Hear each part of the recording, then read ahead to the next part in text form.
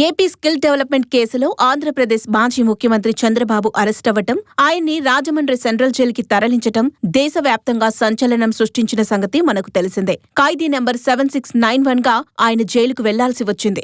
అయితే ఈ కేసులో కోర్టు తీర్పు వచ్చే వరకు ఒక పేరు బాగా చక్కర్లు కొట్టింది. ఆయనే చంద్రబాబు తరపున వాదించిన లాయర్ సిద్ధార్థ్ లూథ్రా పేరు. దేశంలోనే ఎంతో పేరున్న క్రిమినల్ లాయర్ గానే కాకుండా చంద్రబాబు ఓటుకి నోటు కేసు, అమరావతి భూముల కేసులతో పాటు అప్పట్లో సంచలనం సృష్టించిన తెహల్కా కేసు, అలాగే ఫేస్బుక్, వాట్సాప్ లాంటి సోషల్ నెట్వర్కింగ్ దిగ్గజాలకు సంబంధించిన కేసులతో పాటు వేలాది కేసులు వాదించి అత్యధిక విజయాలు సాధించిన సిద్ధార్థ్ లూథ్రా ఎలాగైనా బాబుకి బెయిలు తీసుకువస్తారని అందరూ భావించారు. మన దేశంలోనే గంటకి లక్షల రూపాయలు తీసుకునే ఏకైక లాయర్ సిద్ధార్థ్ లూథ్రా. ఆయనతో పాటు దాదాపు 30 మంది ప్రముఖ లాయర్ల బృందం చంద్రబాబు కేసులో పనిచేస్తున్నారని ప్రచారం జరిగింది. అయితే ఈ కేసులో చంద్రబాబుకి వ్యతిరేకంగా సిఐడి తరపున వాదించి ఆయన్ని రిమాండ్కు వెళ్లేలా చేసిన లాయర్ గురించి ముందు ఎవ్వరూ మాట్లాడుకోలేదు. కానీ ఇప్పుడు మాత్రం ఎక్కడ చూసినా ఆయన గురించే చర్చ జరుగుతుంది. వైఎస్ జగన్మోహన్ రెడ్డికి వీరభక్తుడని బహిరంగంగానే ప్రకటించుకున్న వైఎస్ఆర్సీపీ రాష్ట్ర లీగల్ సెల్ మాజీ అధ్యక్షుడు ఏపీ స్కిల్ డెవలప్మెంట్ కేసులో చంద్రబాబుని రిమాండ్కి పంపించేలా చేయటంలో కీలక పాత్ర పోషించిన Andhra Pradesh high court additional advocate general Ponnavolu Sudhakar Reddy గురించి, ఆయన జీవిత విశేషాల గురించి ఈ వీడియోలో క్లుప్తంగా తెలుసుకుందాం. సుధాకర్ రెడ్డి నెల్లూరు జిల్లా నెల్లూరు పట్టణానికి సమీపంలో ఉన్న కనుపర్తిపాడు గ్రామంలో ఆర్థికంగా ఎంతో ఉన్నతమైన కుటుంబంలో వేణుగోపాల్ రెడ్డి దంపతులకు జన్మించారు. ఆయన తల్లిదండ్రులు ఎంతో ఉన్నత విద్యావంతులు కావడమే కాకుండా వారి కుటుంబం వ్యవసాయంతో పాటు వ్యాపారం చేస్తూ ప్రపంచ స్థాయిలో మైకా ఎగుమతి చేసేవారు. ప్రపంచంలో చాలా మందికి అమెరికా వెళ్లటం తెలియని రోజుల్లోనే సుధాకర్ రెడ్డి కుటుంబానికి అమెరికా దేశంలో ఉన్న న్యూయార్క్ పట్టణంలో ఇంపోర్ట్ అండ్ ఎక్స్పోర్ట్ ఆఫీస్ కూడా ఉండేది. అప్పట్లో నెల్లూరు జిల్లాలో కనపర్తిపాడు గ్రామం ఫ్యాక్షన్ కి కేర్ ఆఫ్ అడ్రస్ గా ఉండేది. సుధాకర్ రెడ్డి ఇద్దరు తాతయ్యలు కూడా ఫ్యాక్షన్ కారణంగానే హత్యకి గురయ్యారు. ఆ తర్వాత ప్రత్యర్థి వర్గానికి సుధాకర్ రెడ్డి కుటుంబం కూడా అదే రీతిలో సమాధానం చెప్పింది. చిన్ననాటి నుంచి అలాంటి వాతావరణంలో పెరగటంతో తెలియకుండానే పోలీస్ కేసులు, కోర్టు కేసులు లాంటి అంశాలపై సుధాకర్ రెడ్డికి ఎంతో ఆసక్తి పెరిగింది. సాధారణంగా ఆయన చదువుకునే రోజుల్లో బాగా చదువుకునే ఎవరైనా కూడా మెడిసిన్ లేదా ఇంజనీరింగ్ చదువుకునేవారు. ఆ రెండు సుధాకర్ రెడ్డికి నచ్చకపోవటంతో ఆయన లాని ఎంచుకొని లాయర్ గా మారారు. ఈ విషయం స్వయంగా ఆయనే చెప్పటం విశేషం. పుట్టగానే ఒక చేపకి ఈత ఎలా వస్తుందో, ఒక మార్వాడి బిడ్డకి వ్యాపారం గురించి ఎలా తెలుస్తుందో, అలా చిన్నప్పుడే తమ గ్రామ వాతావరణంలో పాటు గ్రామ పెత్తనంపై ఆధిపత్యం కోసం రెండు కుటుంబాల మధ్య జరిగిన ఘర్షణ వాతావరణంతో లాయర్ గా ప్రాక్టీస్ మొదలు పెట్టడానికి ముందే న్యాయ వ్యవస్థపై చెప్పుకోదగ్గ అవగాహన వచ్చింది సుధాకర్ రెడ్డికి. అయితే ఆర్థికంగా ఎంతో ఉన్నత కుటుంబం నుంచి వచ్చిన సుధాకర్ రెడ్డి కుటుంబం తర్వాతి కాలంలో వివిధ కారణాలతో వ్యాపారంలో నష్టాలు రావటంతో చాలా సాధారణ స్థాయికి వచ్చేసింది. దాంతో సుధాకర్ రెడ్డి ఇష్టంతో కాకుండా తన గ్రామ, కుటుంబ పరిస్థితుల కారణంగా న్యాయవాదిగా మారాల్సి వచ్చింది. కానీ ఒకసారి లాయర్ వృత్తిలో అడుగుపెట్టాక న్యాయ వృత్తి ఎంత గొప్పదో ఆయనకి అర్థమైందని ఒకానొక సందర్భంలో ఆయనే స్వయంగా చెప్పుకొచ్చారు. మొత్తం 40 ఏళ్లకి పైగా న్యాయ వృత్తిలో ఎన్నో కేసుల్లో సంచలన తీర్పులు రప్పించి తనని నమ్ముకున్న తన క్లయింట్లకి న్యాయం చేశారు సుధాకర్ రెడ్డి. ఆయన కేసు టేకప్ చేస్తే చాలు విజయం సాధించినట్టే అని కూడా ఎంతో మంది నమ్మకం. ఈ వృత్తిలో సమాజానికి ఎంతో మేలు చేయొచ్చు.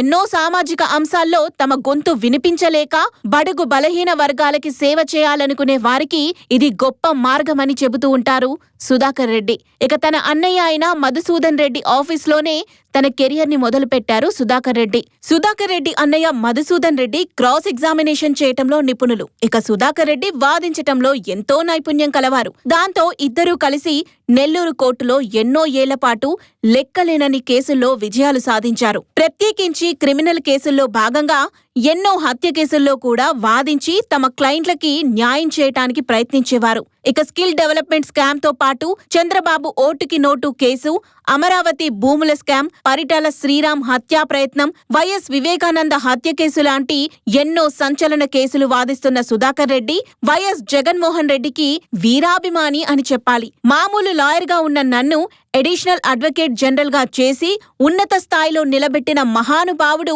జగనన్న అని చెబుతూ జగన్ పై ఉన్న అభిమానాన్ని చాటుకుంటూ ఉంటారు. ఇక సుధాకర్ రెడ్డి అన్నయ్య మధుసూదన్ రెడ్డి ఆయనకు అన్నయ్యగా, గురువుగా కాకుండా తండ్రిగా వ్యవహరించి ప్రతి విషయంలో ఆయనను ముందుండి నడిపించారు. ఆఫీస్లో అడుగుపెట్టిన మొదటి రోజు నుంచి సుధాకర్ రెడ్డికి పూర్తి స్వేచ్ఛనిచ్చారు. తన మొదటి కేసుకి అన్నయ్య 100 రూపాయలు ఇచ్చారని, అది ఫీజుగా కాకుండా ప్రేమగా ఇచ్చారని, అలా తన వృత్తి జీవితం మొదలైందని ఆయన చెప్పారు. ఇక వైఎస్ కుటుంబానికి ఎంతో సన్నిహితుడిగా పేరు తెచ్చుకున్నారు సుధాకర్ రెడ్డి. వైఎస్ అవినాష్ రెడ్డి తండ్రి భాస్కర్ రెడ్డితో మంచి పరిచయం ఉండటంతో ఆయన ద్వారా జగన్మోహన్ రెడ్డితో ఆయనకి పరిచయం ఏర్పడింది. వైఎస్ఆర్ మరణించిన తర్వాత జగన్మోహన్ రెడ్డి అప్పట్లో అత్యంత శక్తివంతమైన సోనియా గాంధీపై సైతం ఎదురు తిరగటంతో ఆయనపై ఎన్నో కేసులు పెట్టడమే కాకుండా ఆయన 16 నెలలు జైల్లో కూడా ఉండాల్సిన పరిస్థితి వచ్చింది.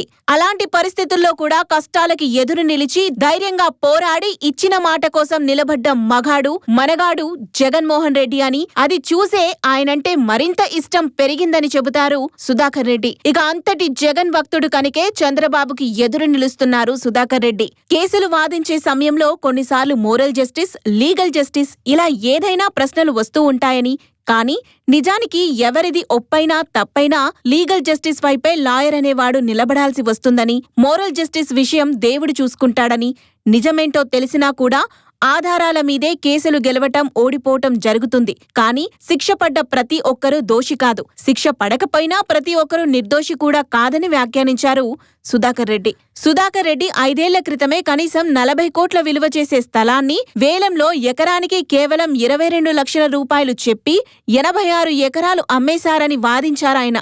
అప్పట్లో ఈ కేసు విషయంలో మంత్రిగా ఉన్న నారా లోకేష్ సరిగా ఉండకపోతే ఐటీ దాడులు కూడా జరుపుతామంటూ మీడియా ముఖంగానే పబ్లిక్ గా వెల్లడించారు. ఈ విషయాల మీదే కాకుండా సుధాకర్ రెడ్డి ఆంధ్రప్రదేశ్లో బోగస్ ఓట్ల మీద డాటా చోరీ కేసులో ప్రజల డేటాని ప్రభుత్వం దొంగిలిస్తుందని, ఐటీ గ్రిడ్ మీద అప్పటి తెలుగుదేశం పార్టీకి వ్యతిరేకంగా ప్రజా ప్రయోజన వాద్యాలు దాఖలు చేసి అనుకున్న ఫలితాలు రాబట్టారు సుధాకర్ రెడ్డి. అయితే ఇప్పుడు దేశవ్యాప్తంగా సంచలనం సృష్టిస్తున్న ఏపీ స్కిల్ డెవలప్మెంట్ కేసులో తెలుగుదేశం పార్టీ అధినేత, ప్రతిపక్ష నాయకుడు చంద్రబాబు నాయుడు అరెస్టు కావటం రాజకీయ వర్గాల్లో ప్రకంపనాలు పుట్టించింది. బెయిల్ కోసం చంద్రబాబు దాఖలు చేసిన పిటిషన్పై సీనియర్ అడ్వకేట్ సిద్ధార్థ్ లూత్రా, పోసాని వెంకటేశ్వర్లు వాదించారు. సిఐడి తరపున అడ్వకేట్ జనరల్ పొన్నవోలు సుధాకర్ రెడ్డి వాదనలు వినిపించారు. చంద్రబాబు తరపున వాదించిన న్యాయవాదులతో ఏసీబీ కోర్టు న్యాయమూర్తి ఏకీభవించలేదు. వేల కోట్ల రూపాయల్లో కుంభకోణంతో కేసు ముడిపడి ఉండటం వల్ల, ఈ కేసులో A1 నిందితుడికి బెయిల్ ఇవ్వటం వల్ల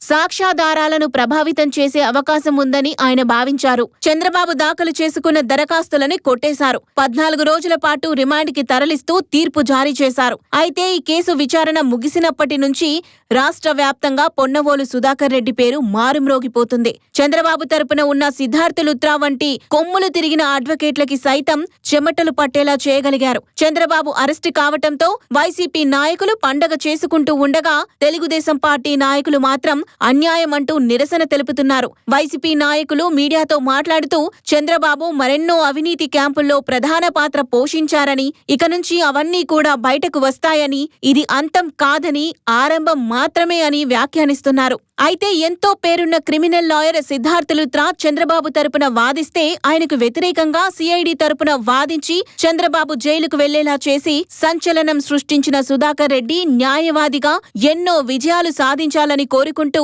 సుధాకర్ రెడ్డిపై మీ అభిప్రాయాన్ని కామెంట్ రూపంలో తెలియజేయండి.